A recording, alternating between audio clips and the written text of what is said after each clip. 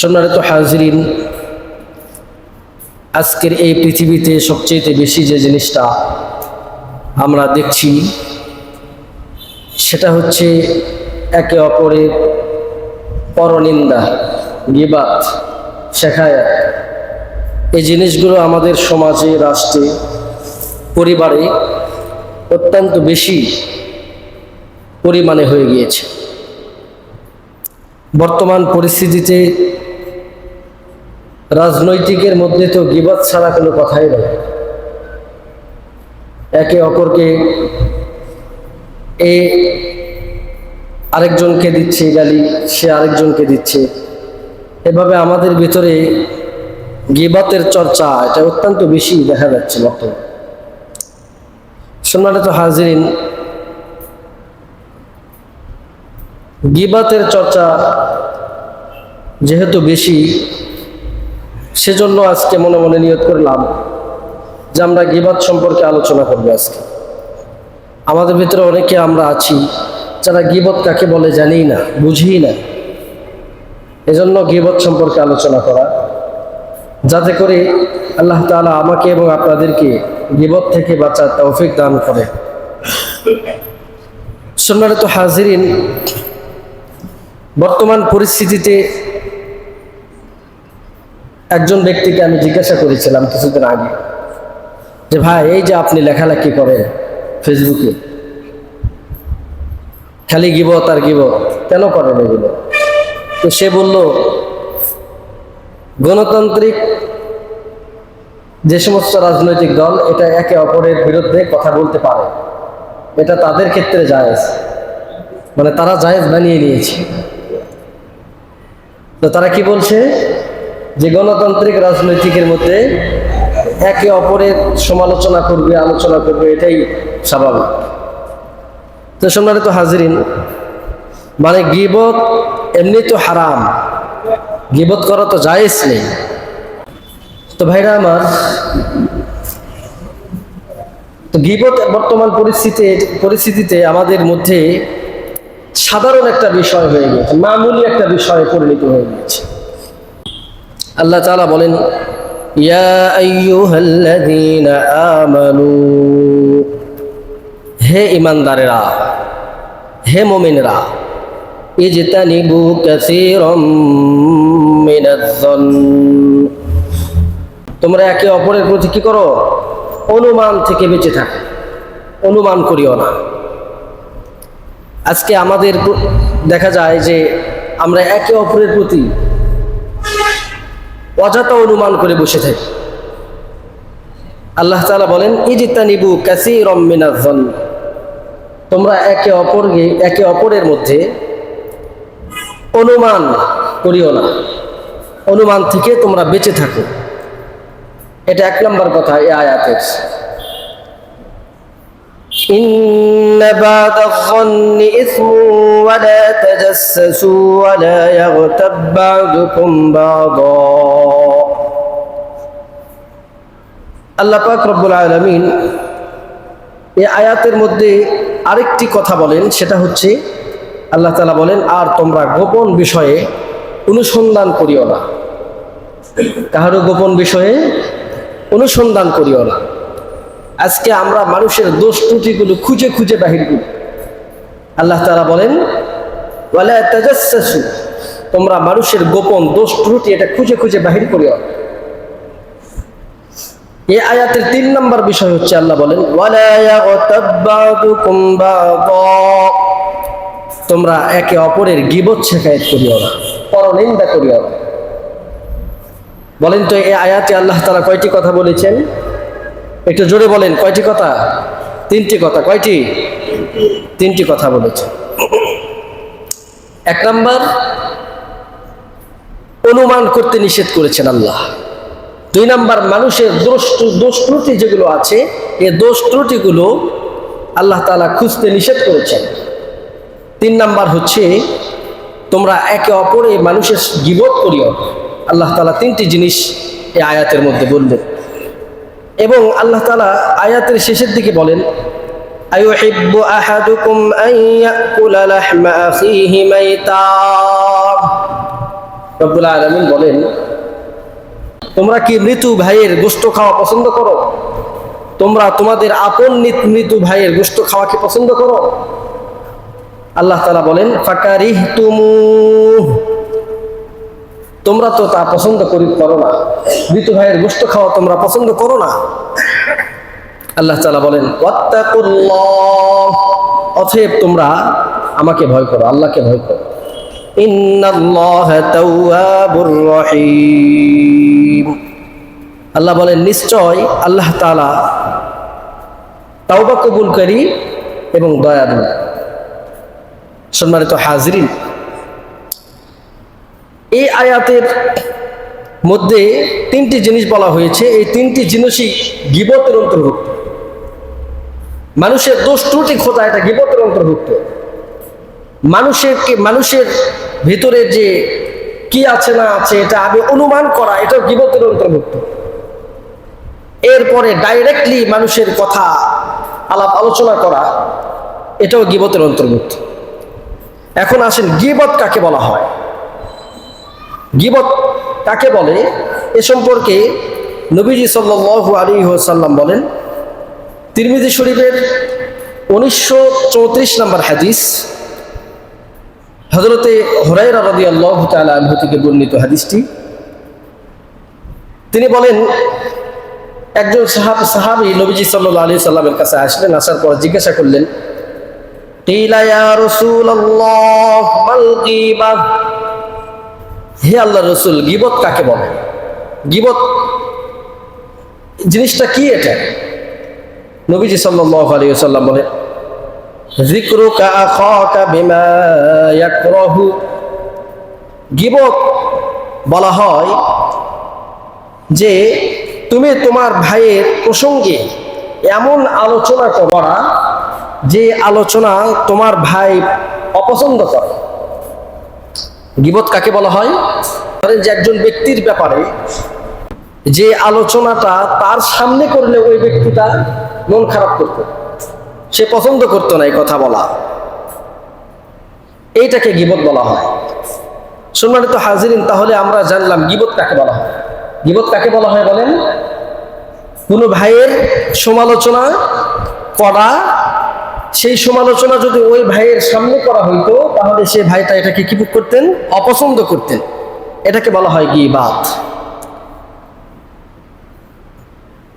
এরপরে যে ব্যক্তিটা প্রশ্ন করেছিলেন, সে এই কথাটা শোনার পরে নবীজি সাল্লাল্লাহু আলাইহি সাল্লামকে বললেন, ক্বালা আরাআইতা ইন কানা ফীহি মা আকুলু ইয়া রাসূলুল্লাহ, হে আল্লাহর রাসূল, ওই ব্যক্তিটা আল্লাহ রাসূল সাল্লাল্লাহু আলাইহি সাল্লামকে প্রশ্নকারী, সে বলল, হুজুর, আমি যার ব্যাপারে বললাম, গীবত করলাম, তার ভিতরে যদি ওই দোষটা আসলেই থাকে তাহলেও কি সেটা গীবত হবে? নবীজি সাল্লাল্লাহু আলাইহি সাল্লামকে ওই ব্যক্তি বলল যে আমি ওই ভাইয়ের ব্যাপারে যে কথাগুলো বললাম, যে আলোচনা করলাম, সমালোচনা করলাম, এই দোষটা যদি ওই ভাইয়ের ভিতরে আসলেই থাকে তাহলেও কি সেটা গীবত হবে? নবীজি সাল্লাল্লাহু আলাইহি সাল্লাম বললেন, ফাকালা ইন কানা ফীহি মা তাকুলু ফাকাদ ইগতাবাতা, নবীজি সাল্লাল্লাহু আলাইহি সাল্লাম বললেন, ওই ব্যক্তির ভিতরে যে দোষ আছে সেই দোষটা নিয়েই তুমি আলোচনা যেটা করলা, এটাই গীবাত। এটাই কি? গীবাত। নবীজি সাল্লাল্লাহু আলাইহি সাল্লাম বলেন, ওয়া ইল্লাম ইয়াকুন ফীহি মা তাকুলু ফাকাদ বাহাত্তা, আর যে আলোচনা সমালোচনা তুমি করলা, ওই দোষ যদি তার ভিতরে না থাকে তাহলে সেটা গীবত নয়, সেটা অপবাদ। সেটা কি বলেন? অপবাদ, সেটা গীবত নয়। তার মানে একজন ব্যক্তির ভিতরে একটা দোষ আছে, এই দোষটা অন্য কারোর সামনে আলোচনা করা, সমালোচনা করা, এটাও গীবত। আমার কথা না নবীর কথা? জোরে বলেন, আমার কথা না রাসূলের কথা? রাসূলের কথা। সম্মানিত হাজিরিন, এই জন্য পরনিন্দা যে করি এটা অবশ্যই আমাদের মাথায় রাখতে হবে, যার বিষয়ে কথাগুলো বলছি সে ভাইকে আসলে এই কথাগুলো শুনলে মন খারাপ করবে কিনা। সম্মানিত হাজিরিন, এখন আমরা জানবো গীবত, যে গীবতটা আমরা করে থাকি, এই গীবতটা কয়টি জিনিসের মাধ্যমে হয়ে থাকে? সম্মানিত হাজিরিন, মূলত গীবত চারটি জিনিসের মাধ্যমে হয়ে থাকে। কয়টি জিনিসের মাধ্যমে? চারটি জিনিসের মাধ্যমে গীবত এটা হয়ে থাকে। এক নম্বর হচ্ছে আল গীবাতু বিল লিসান। এক নম্বর কি বলেন? আল গীবাতু বিল লিসান। দুই নম্বর হচ্ছে আল গীবাতু বিল কলব। তিন নম্বর হচ্ছে আল গীবাতু বিল ইশারা। চার নম্বর হচ্ছে আল গীবাতু বিল কিতাব। এক নম্বর হচ্ছে আল গীবাতু বিল লিসান। এক নম্বর গীবত হচ্ছে মুখ দ্বারা, জবান দ্বারা গীবত করা,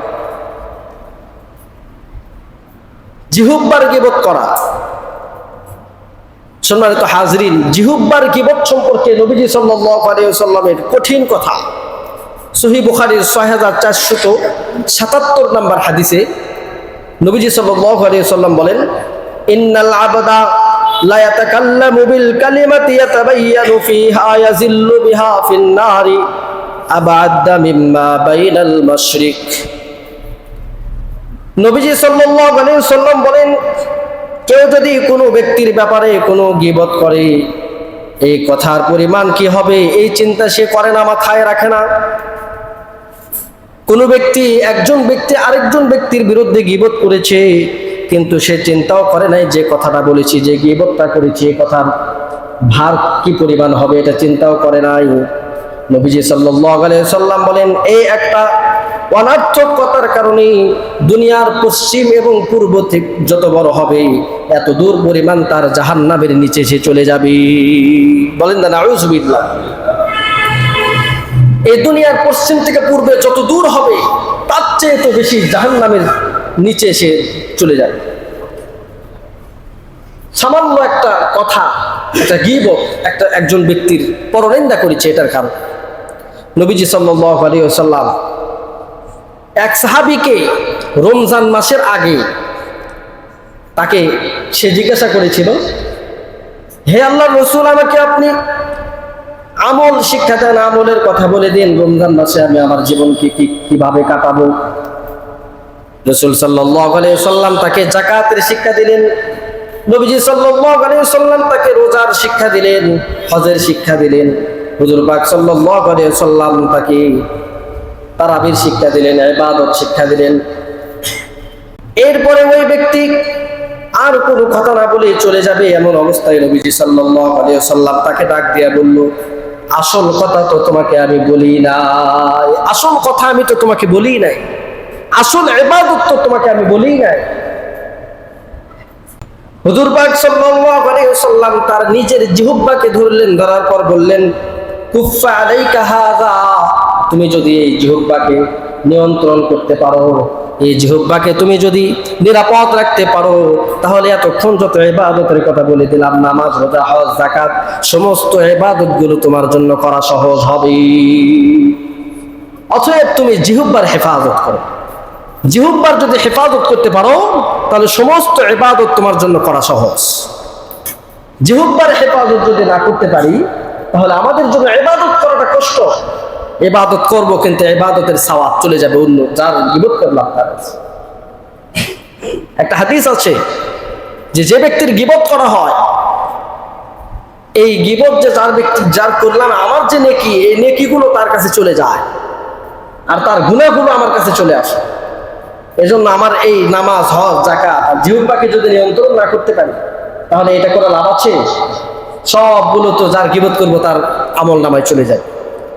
সম্মানিত হাজিরিন, আল্লাহ তাআলা আমাদেরকে লিসান, আল গীবাতু বিল লিসান, জিহ্বার গীবত থেকে আল্লাহ তাআলা হেফাজত করুন। সবাই বলেন আমিন। আজকে আমাদের 4 স্তরে বসে বসে আমরা জিহ্বার গীবত করি, একে অপরের কথা বলি। আল্লাহ তাআলা এগুলো থেকে আমাদেরকে হেফাজত করুন। সম্মানিত হাজিরিন, 2 নম্বর গীবত হচ্ছে আল গীবাতু বিল কলব, কলবের মাধ্যমে গীবত করা, অন্তর দ্বারা গীবত করা। ইবনে হাজার হাইসামি রহমতুল্লাহি আলাইহি তার কিতাবের মধ্যে লেখেন, হিয়া আন তাজুন্নু বিহা সুআ, কলবের মধ্যে কোনো মানুষের ব্যাপারে অনুমান করার, ধারণা করা, এটাই গীবত। কোনো মানুষের ব্যাপারে অন্তরে অন্তরে খারাপ ধারণা করা, এটাই কি গীবত। সম্মানিত হাজরিন, আয়াতে কারিমা সূরা হুজরাতের 12 নম্বর আয়াতে আল্লাহ তাআলা বলেছেন, ইয়া আইয়ুহাল্লাযীনা আমানু ইজতানিবু কাসীরাম মিনায-যন্ন। আল্লাহ তাআলা কি বলেছেন? তোমরা মানুষের ব্যাপারে, অন্যের ব্যাপারে অনুমান করা থেকে বিরত থাকো। আয়াতটা বলেছিলাম না কিছুক্ষণ আগে তেলাওয়াতকৃত আয়াতে, আল্লাহ তাআলা ওখানে বলেছেন যে তোমরা অনুমান করিও না। আর গীবতের 2 নাম্বার সংজ্ঞা হচ্ছে আল গীবাতু বিল কলব, কলবের দ্বারা কি করা? গীবত করা। এজন্য কলবের গীবত, এটা থেকে বেঁচে থাকতে হবে। কলবের মধ্যে যখন একজন ব্যক্তির ব্যাপারে আমার খারাপ অনুমান আসে, অন্তরের মধ্যে চলে আসে অনেক সময়, তখন কি করব? মুসলমান ভাইরা আমার, কোন ব্যক্তির বিষয়ে যদি খারাপ অনুমান আমার ভিতরে চলে আসে, ওই সময় বেশি বেশি আস্তাগফিরুল্লাহ রাব্বি মিন কুল্লি যামবি ওয়া আতুবু ইলাইহি। কি বলবো? সবাই বলেন, আস্তাগফিরুল্লাহ রাব্বি মিন কুল্লি যামবি ওয়া আতুবু ইলাইহি, লা হাওলা ওয়ালা কুওয়াতা ইল্লা বিল্লাহিল আলিয়্যিল আযীম। ইস্তেগফার করব। যদি এতটুকু নাও করতে পারে, অন্তত পক্ষে আস্তাগফিরুল্লাহ আস্তাগফিরুল্লাহ আস্তাগফিরুল্লাহ আস্তাগফিরুল্লাহ। দেখবেন কিছুক্ষণ বলার পরেই বলতে বলতে আপনার ভেতরে যে কুধারণা, মানুষের ব্যাপারে যে আপনার কুধারণা অন্তরের মধ্যে সৃষ্টি হয়েছিল, যেটা জবান থেকে বাহির হবে হবে ভাব, আস্তাগফিরুল্লাহ পড়ার বদৌলতে আল্লাহ তাআলা আপনার ওই কথাকে সেখানে দমন করে আর মুখ দিয়ে বাহির হবে না সেটা। এটা ইস্তেগফারের একটা কঠিন শক্তি। এজন্য ইস্তেগফারের আমল বেশি বেশি করা। হাদিসের ভিতরে আছে, কোনো ব্যক্তি যদি ধনী হতে চায়, ধনী কোনো ব্যক্তি যদি বড়লোক হতে চায়, ধনী হতে চায়, সে যেন সকাল সন্ধ্যা ইস্তেগফার করে। রাসূল সাল্লাল্লাহু আলাইহি ওয়াসাল্লাম বলেন, আল গিনা গিনান নাফস, প্রকৃত ধনী হইল আত্মার ধনী। টাকা পয়সার ধনী ধন নয়। টাকা পয়সার যে অনেক টাকা পয়সা আছে, এটাই কিনা সে বড়লোক হওয়ার পরিচয় নয়। অনেক টাকা পয়সা আছে, সে দান সৎকার করে না, সে কি ধনী হইল? টাকা পয়সা আল্লাহ তাআলা যেটা দিয়েছেন, আল্লাহ তাআলা বলেন যে ওয়ামিম্মা রাযাকনাহুম ইউনফিকুন, আমি তোমাকে যে সম্পদ দিয়েছি সেখান থেকে তুমি খরচ করো। যে ব্যক্তি টাকা অনেক ইনকাম করে কিন্তু খরচ করে না, সে তো আত্মার ধনী নয়। প্রকৃত ধনী হলো আত্মার ধনী, যার মন ধনী। অনেক গরিব আছে, রিস্কাওয়ালা, দিনমজুর, কিন্তু তার মন অনেক বড়। অল্প বেতনে চাকরি করে, মন অনেক বড়, সে দিতে চায় বেশি বেশি, কিন্তু অভাবের কারণে দিতে পারে না অনেক সময়। তারপরও যতটুকু সামর্থ্য ততটুকু পরিমাণ সে গরিব মিসকিনকে আল্লাহর ঘর এবং যে অনেক জায়গাতে দান সৎকার করে। আল্লাহ তাআলা আমাদেরকে তৌফিক দান করুন, সবাই বলেন আমিন। ভাইরা আমার, গীবতের 2 নম্বর শাখা, অর্থাৎ যার মাধ্যমে গীবত হয়, তার 2 নম্বর জিনিসটা বললাম, সেটা হচ্ছে কি? কলবের মাধ্যমে গীবত করা। 3 নম্বর হচ্ছে আল গীবাতু বিল ইশারা, ইশারার মাধ্যমে গীবত করা। ইশারার মাধ্যমে গীবত হয়। মুসনাদে আহমদের 2708 নম্বর হাদিস, হযরত আম্মা জান আয়েশা রাদিয়াল্লাহু তাআলা আনহা থেকে হাদিস বর্ণিত। হযরত আম্মা জান আয়েশা রাদিয়াল্লাহু তাআলা আনহা বলেন, একজন মহিলা যে আমার তুলনায় একটু খাটো। দেখেন নবীজি সাল্লাল্লাহু আলাইহি সাল্লামের স্ত্রীরা কেমন ছিলেন। তার নিজের বিষয়ে এটা সে প্রকাশ না করলেও পারত, কিন্তু তিনি তার বিষয়ে প্রকাশ করে দিলেন মানুষের সামনে, উম্মতের সামনে, যাতে উম্মত উপকৃত হতে পারে। হযরত আয়েশা রাদিয়াল্লাহু তাআলা আনহা বলেন যে একদিন আমার সামনে দিয়ে একজন মহিলা নবীজি সাল্লাল্লাহু আলাইহি সাল্লামের দরবারে প্রবেশ করতেছিলেন। এমতো অবস্থায় আমি দেখলাম সেই মহিলা আমার তুলনায় একটু খাটো, লম্বা কম। হযরত আয়েশা রাদিয়াল্লাহু তাআলা আনহা অত্যন্ত বেশি লম্বা, অনেক লম্বা ছিলেন, দেখতে সুন্দর ছিলেন, সিপসিপা, একেবারে বেশি মোটাও না, চিকনও না। তো হযরত আম্মা জান আয়েশা রাদিয়াল্লাহু তাআলা আনহা তিনি নবীজি সাল্লাল্লাহু আলাইহি ওয়াসাল্লামকে ইশারা করে বলতেছিলেন, কি বলতেছিলেন? যে ওই মহিলাটা খাটো, ইশারা করছে, ইশারা এভাবে খাটো দেখায় দিছেন। এই যে দেখায় দিছেন, নবীজি সাল্লাল্লাহু আলাইহি ওয়াসাল্লাম তাকে হযরত আয়েশা রাদিয়াল্লাহু তাআলা আনহাকে ডাক দিয়ে বললেন, ইয়া আয়েশা ইগতাব বিহা, তুমি গীবত করলা। আয়েশা কি বললেন? হে আয়েশা, তুমি গীবত করলা। নবীজি সাল্লাল্লাহু আলাইহি ওয়াসাল্লাম কেমন শিক্ষক ছিলেন, জায়গাতেই দাঁড়িয়ে হযরত আয়েশা রাদিয়াল্লাহু তাআলা আনহাকে শিক্ষা দিলেন, আয়েশা তুমি গীবত করেছো।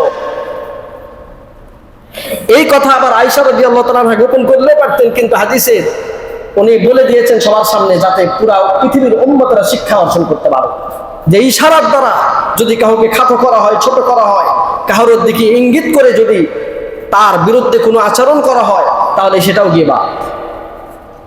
সম্মানিত হাজরিন, আবু দাউদ শরীফের 4875 নম্বর হাদিস হযরত আয়েশা রাদিয়াল্লাহু তাআলা আনহা থেকে বর্ণিত।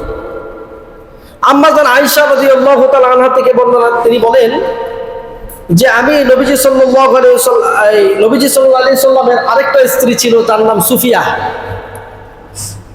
হযরতে সুফিয়া রাদিয়াল্লাহু তাআলা আনহা তিনি একটু আকারে হযরত আয়েশা রাদিয়াল্লাহু তাআলা আনহা থেকে একটু লম্বা কম ছিলেন, একটু লম্বা কম ছিলেন। হযরত আয়েশা রাদিয়াল্লাহু তাআলা আনহা থেকে আম্মাজানদের বিরুদ্ধে তো কোনো কুরুচিপূর্ণ শব্দ বলাই যাবে না, বলা নিষেধ। সম্মানিত হাজরিন, হযরত আয়েশা রাদিয়াল্লাহু তাআলা আনহার থেকে তুলনামূলক একটু লম্বা, একটু কম ছিলেন। এই কথাটা নবীজি সাল্লাল্লাহু আলাইহি ওয়াসাল্লামকে তিনি বলতেছিলেন যে সুফিয়াই সে তো আমার থেকে একটু লম্বা কম, এ কথা বলেছে হযরত আয়েশা রাদিয়াল্লাহু তাআলা আনহা। মুসলমান ভাইরারে আমার, হযরতে মুহাম্মদুর রাসূলুল্লাহ সাল্লাল্লাহু আলাইহি ওয়াসাল্লাম বললেন, ইয়া আয়েশা লাকাদ কুনতি কালিমাতান, হে আয়েশা তুমি এই মুহূর্তে যে শব্দটা ব্যবহার করেছো, এখনই যে কথাটা তুমি বলেছো, এই শব্দটা, এই বাক্যটা যদি কোনো সাগরের মধ্যে ফেলে দেওয়া হতো, সে সাগরের পানিটা একেবারে তিতায় বিষে তার রঙকে পরিবর্তন করে ফেলে দিত। এখন তুমি যে কথা বলেছো, এই কথা যদি কোনো নদীর, কোনো সাগরের, সমুদ্রের মধ্যে ফেলে দেওয়া হয়, এই বাক্যের বিষত্বতে পুরা নদীর, পুরা সমুদ্রের পানি রং পরিবর্তন হয়ে যেত। এমন কঠিন শব্দ তুমি ব্যবহার করেছো আয়েশা, খবরদার এমন শব্দ তুমি চয়ন করিও না, কারণ এটা গীবত, এটা গীবত। কারণ সুফিয়ার সামনে যদি তুমি এই কথা বলতা, তাহলে সুফিয়ান, এটা হযরতে সুফিয়া রাদিয়াল্লাহু তাআলা আনহা তিনি কষ্ট পেতেন মনের মধ্যে। কারণ গীবত কাকে বলে, সর্বপ্রথম আমি আপনাদেরকে বললাম, গীবত বলা হয় আপনার ভাইয়ের, কোনো এক ভাইয়ের কথা আপনি এখানে সমালোচনা করছেন, সে ভাই যদি এখানে উপস্থিত থাকতো, তাহলে সে কথা শুনলে তার মন খারাপ হইতো, সে কষ্ট পাইতো, এটাকে বলা হয় গীবত। সম্মানিত হাজিরিন, মুহাম্মদ সাল্লাল্লাহু আলাইহি ওয়াসাল্লাম হযরত আয়েশা রাদিয়াল্লাহু তাআলা জায়গাতে প্রতিবাদ করে শিক্ষা দিলেন যে আয়েশা এমন কথা বলিও না, তুমি যে কথা বলেছো, এই কথা যদি সমুদ্রের মধ্যে ফেলে দেওয়া হয়, সমুদ্রের পানিগুলো রং পরিবর্তন করে। গীবতের ভয়াবহতা কত দূর, কত বেশি।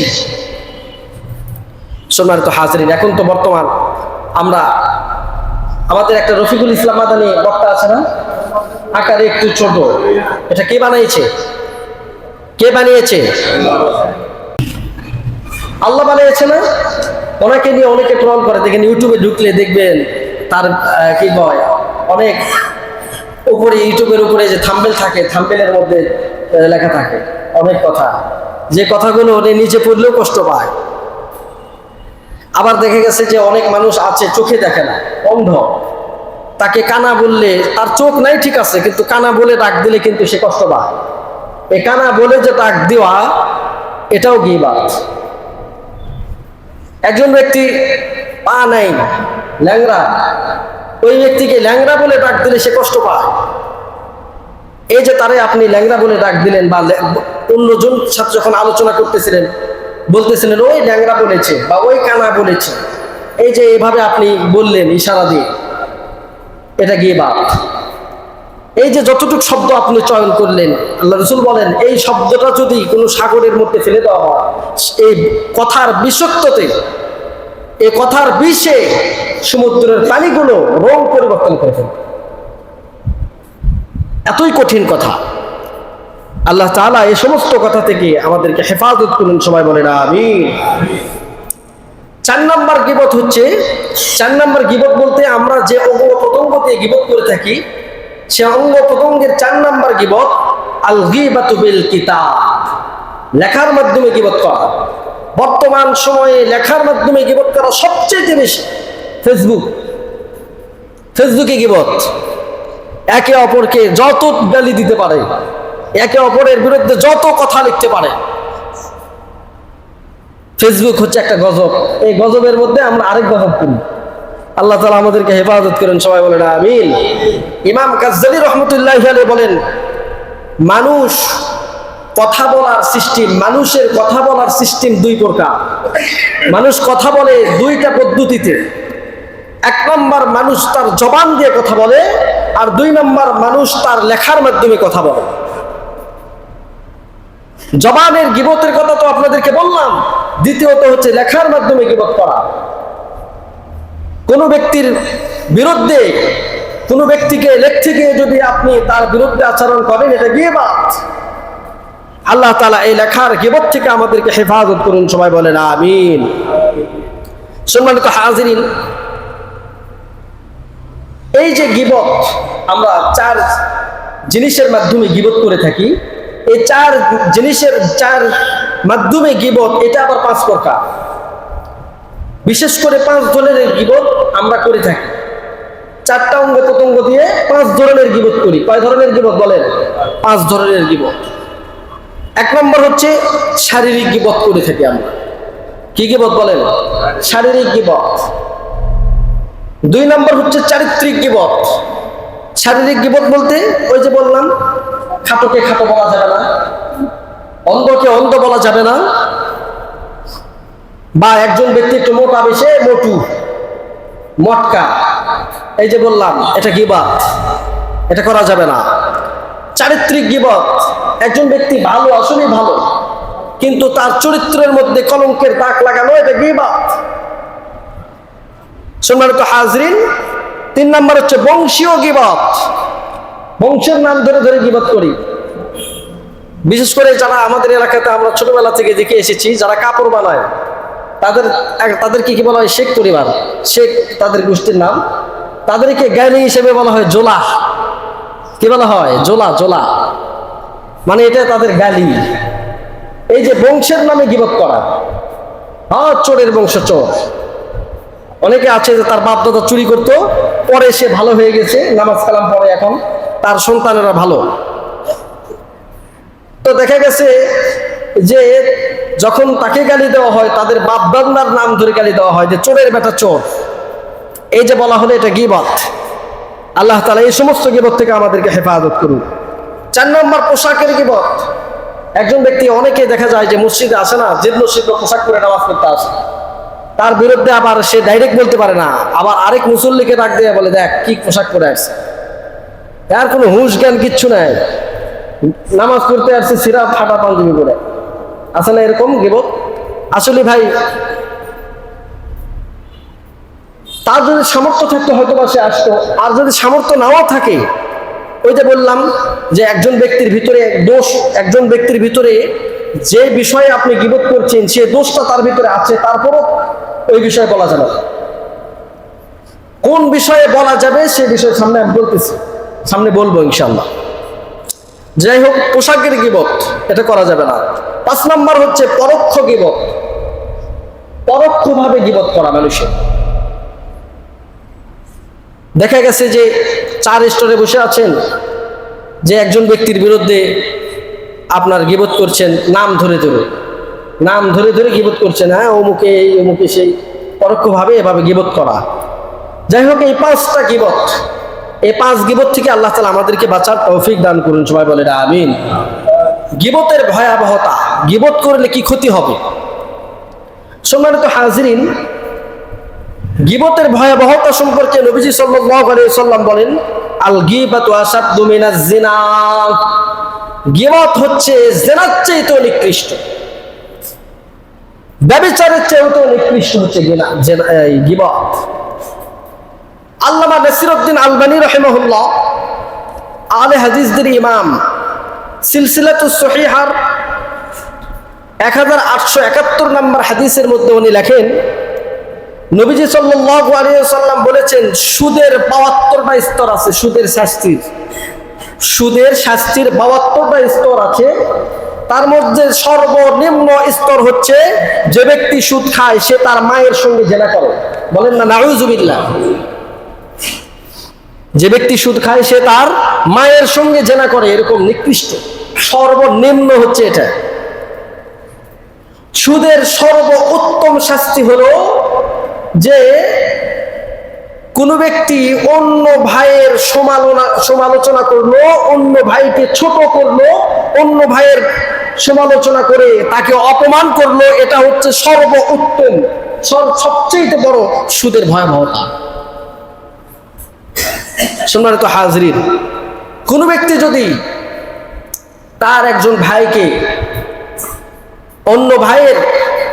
অন্য ভাইকে অপদস্থ করার চেষ্টা করে, এটা সুদের চেয়েও নিকৃষ্ট। সুদের যে সর্বোৎকৃষ্ট যে শাস্তি আছে, সে যেই শাস্তি দেওয়া হবে তাকে, তার চেয়েও বেশি কঠোর শাস্তি তাকে দেওয়া হবে। যে অন্য এক ভাইয়ের অপমান করে, অন্য ভাইয়ের দোষ ত্রুটি খোঁজে, অন্য ভাইয়ের বিরুদ্ধে কথা বলে, অন্য ভাইকে অপদস্থ করার জন্য, লাঞ্ছিত করার জন্য চেষ্টা করে। সম্মানিত হাজরিন, হাদিসের মধ্যে তো, মুসলিম শরীফের হাদিসের মধ্যে নবীজি সাল্লাল্লাহু আলাইহি ওয়াসাল্লাম বলেন, আল মুসলিমু মান সালিমা আল মুসলিমুনা মিন লিসানিহি ওয়া ইয়াদিহি। প্রকৃত মুসলমান ওই ব্যক্তি যার মুখ এবং হাত দ্বারা অন্য ব্যক্তি কষ্ট পায় না, সেই হচ্ছে প্রকৃত মুসলমান। আল্লাহ তাআলা আমাদেরকে এই গীবত থেকে বাঁচার তৌফিক দান করুন। সবাই বলেন আমিন। সম্মানিত হাজরিন, এই যে আমরা গীবতের কথা যে বললাম, এই গীবতের ক্ষতি 3টি। কয়টি ক্ষতি বলেন? 3টি ক্ষতি। 1 নাম্বার দুনিয়াতে গীবতের ক্ষতি, 1 নাম্বার দুনিয়ার ক্ষতি, 2 নাম্বার হচ্ছে আখিরাতে ক্ষতি, 3 নাম্বার দুনিয়া এবং আখিরাতে উভয়ের ক্ষতি। সম্মানিত হাজরিন, দুনিয়ার ক্ষতি কাকে বলা হয়? কোন ব্যক্তির যদি গীবত করে, কোন ব্যক্তির নামে, একজন ব্যক্তি আরেকজন ব্যক্তির নামে গীবত করেছে, নবীজি সাল্লাল্লাহু আলাইহি ওয়াসাল্লাম বলেছেন, আবু দাউদ শরীফের 4880 নম্বর হাদিস, নবীজি সাল্লাল্লাহু আলাইহি ওয়াসাল্লাম বলেন, একজন ব্যক্তি যদি আরেকজন ব্যক্তির নামে গীবত করে, সমালোচনা করে, ওই ব্যক্তিকে আল্লাহ পাক রব্বুল আলামিন মৃত্যুর আগে হলেও, ঘরে বসে হলেও তাকে অপমান অপদস্থ আল্লাহ তাআলা নিজে করবে। বলেন না নাউযুবিল্লাহি মিন যালিক। যদি একজন ব্যক্তি আরেকজন ব্যক্তির নামে গীবত করেছে, এমন কথা বলেছে যে কথাটা যে ব্যক্তির নামে করেছে সেই ব্যক্তি ওখানে উপস্থিত থাকলে সে কষ্ট পেত মনের মধ্যে, এমন কোন কথা, কুরুচি কথা অন্য ভাইকে বলেছে, এই ব্যক্তির কাছে যদি সে ক্ষমা না নেয়, হাত ধরে যদি ক্ষমা না নেয়, রাসূল সাল্লাল্লাহু আলাইহি ওয়াসাল্লাম বলেছেন, তাকে মৃত্যুর আগে ঘরে বসে হলেও আল্লাহ পাক রব্বুল আলামিন তাকে অপমান অপদস্থ করেই ছাড়বে। কারণ হাদিসের ভিতরে আছে, আল্লাহ পাক রব্বুল আলামিন বলেছেন, আল্লাহ রাসূল সাল্লাল্লাহু আলাইহি ওয়াসাল্লাম বলেছেন, যে ব্যক্তি একজন মুসলমানের উপরে রহম করে না, আল্লাহ তার উপরে রহম করে না। যে ব্যক্তি একজন মুসলমানের ক্ষতি চায়, আল্লাহ তার ক্ষতি করে। আল্লাহ তাআলা আমাদেরকে এই গীবতের গুনাহ থেকে বাঁচার তৌফিক দান করুন। সবাই বলেন আমিন। 2 নম্বর হচ্ছে আখিরাতের ক্ষতি।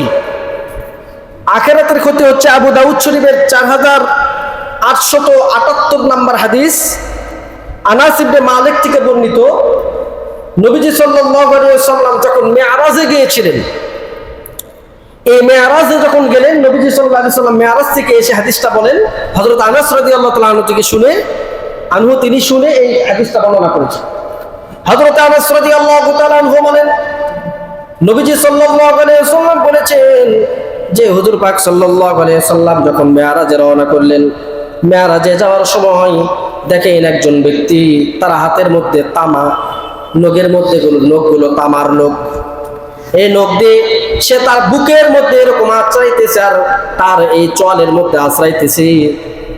নবীজি সাল্লাল্লাহু আলাইহি সাল্লাম জিবরাইলকে জিজ্ঞাসা করলেন, জিবরাইল, এই ব্যক্তি কেন তার চোয়ালের মধ্যে আশ্রাইতেছে এবং বুকের মধ্যে আশ্রাইতেছে, তার কারণটা কি? জিবরাইল আমিন ডাক দিয়ে বলল, নবী গো, এই ব্যক্তিটা দুনিয়ার মধ্যে মানুষের পরনিন্দা করতো, মানুষের গীবত করতো। এই ব্যক্তিটা ওই মানুষের গীবত করেছে যে মানুষের তার কাছ থেকে ক্ষমা নেয় নাই, মাফ চায় নাই, যার কারণে রাসূল সাল্লাল্লাহু আলাইহি সাল্লামকে জিবরাইল বলেন কিয়ামত পর্যন্ত তাকে শাস্তি ভোগ করতে হবে। এরপরে বিচার দিবসের পরে, বিচার হওয়ার পরে তাকে তো আবার জাহান্নামে দিবেই। এটা বিচার হওয়ার আগে কিয়ামত পর্যন্ত সে শাস্তি ভোগ করবে। এটা হচ্ছে আখিরাতের ক্ষতি। দুনিয়া ও আখিরাতের ক্ষতি কাকে বলা হয়? আবু দাউদ শরীফের 4881 নম্বর হাদিস। সম্মানিত হাজিরিন, নবীজি সাল্লাল্লাহু আলাইহি ওয়াসাল্লাম বলেছেন যে গীবত যারা করবে দুনিয়া এবং আখিরাতে ধ্বংস হচ্ছে। দুনিয়াতে তারা অপমান অপদস্থ হবে এবং আখিরাতে আল্লাহ পাক রব্বুল আলামিন তাকে জাহান্নামের একেবারে সর্বনিম্ন স্তরে ফেলে দিবে। সম্মানিত হাজিরিন, গীবতের স্তর 3টি, গীবতের স্তর 4টি। গীবতের স্তর কয়টি বলেন? 4টি। সময় শেষ হয়ে যাচ্ছে। গীবতের 4টি স্তর। 1 নম্বর হচ্ছে কুফুর। গীবত করা কি বলেন? কুফুর। গীবত করা কুফুর। জোরে বলেন, গীবত করা কি? কুফুর। কুফুর গীবত কাকে বলা হয়? যেমন নাকি আল্লাহ পাক রব্বুল আলামিন যে সমস্ত গীবতকে হারাম বলেছেন, যে এই সমস্ত গীবত করা হারাম, সে সমস্ত গীবত যদি সে জেনে শুনে, যেটা হারাম কাজ তারপরও জেনে শুনে যদি সেই কাজটা করে, গীবত করে, তাহলে সে কুফর করল। 2 নম্বর হচ্ছে যে নেফাক। নেফাক বলা হয় ভিতরে একটা উপরে আরেকটা, ভিতরে একটা উপরে একটা, বলে একটা উপরে বলে একটা, ভিতরে আরেকটা, এটাকে বলা হয় নেফাক, মুনাফিক। সম্মানিত হাজিরিন, 3 নম্বর হচ্ছে গুনাহ। গুনাহ বলা হয় আল্লাহ তাআলা কুরআনুল কারীমে যে সমস্ত গীবতকে নিষেধ করেছেন, সে সমস্ত জিনিস, সে সমস্ত গীবত হয়ে গিয়েছে ভুলবশত, এটাকে বলা হয় গুনাহ, গীবতে গুনাহ। এরপরে 4 নম্বর হচ্ছে মুবাহ, জায়েজ গীবত। একটা গীবত আছে যে গীবত করা জায়েজ। সেই জায়েজ গীবত কোনটা? ধরেন যে কোনো ব্যক্তি শরিয়ার বিপরীত কোনো কথা, শরিয়া বিরোধী কোনো কথা বলে বেড়ায়, মানুষকে আখিরাত থেকে বিরত রেখে, আখিরাত থেকে বঞ্চিত করে দুনিয়ার মধ্যে তাকে, দুনিয়ার দিকে তাকে ঠেলে নিয়ে যায়, এমন ব্যক্তির বিরুদ্ধে কথা বলা এটা গীবত নয়, বরং জায়েজ তো জায়েজ, এটা ওয়াজিব। ধরেন যে একজন বক্তা, সে মাজার পূজারের কথা বলে, মাজারে সিজদা করার কথা বলে, এরপরে আপনার বেদাত চালু করার কথা বলে, এমন এমন কথা বলতেছে, তাহলে সে মানুষদেরকে খারাপের দিকে নিয়ে যাচ্ছে না? বেদাতের দিকে নিয়ে যাচ্ছে না? জাহান্নামের দিকে নিয়ে যাচ্ছে না? তো তার বিরুদ্ধে কথা বলে এটা তো শুধু জায়েজ নয়, বরং তার বিরুদ্ধে কথা বলে এটা ওয়াজিব। কারণ তার বিরুদ্ধে কথা বলে উম্মতদেরকে বাঁচাইতে হবে। ধরেন যে কিছু ব্যক্তি আছে, তারা মিডিয়ার মাধ্যমে, মিডিয়াতে এমন কিছু আলোচনা করেছে যেটা শরীয়ত বিরোধী। এখন এই কথাগুলো শুনে লক্ষ লক্ষ মানুষ ইউটিউবে দেখেছে, গুগলে দেখেছে, এই সমস্ত আলোচনা দেখে তার এই আলোচনা শুনে মানুষ আমল করা শুরু করে দিয়েছে। এখন আমি যদি ব্যক্তিগতভাবে তাকে ডাক দিয়ে বলে, ভাই আপনি যে ভুল করেছেন, তাহলে এটা সে জানলো, লক্ষ লক্ষ মানুষ যে শুনেছে তারা কি এটা জানতে পারছে? তাহলে কি করতে হবে? তার বিরুদ্ধে ওপেন আবার মিডিয়ার সামনে আলোচনা করতে হবে, যাতে করে মানুষ তার কথাগুলো জানতে পারে যে আসলে না, সে মিথ্যা বলেছে, ভুল বলেছে। এটা গীবত নয়, বরং এটা জায়েজ, এটা মুবাহ। আল্লাহ পাক রব্বুল আলামিন যে সমস্ত গীবতের কথা বললাম, এই সমস্ত গীবত থেকে আমাদেরকে হেফাজত করুন। সবাই বলেন আমিন।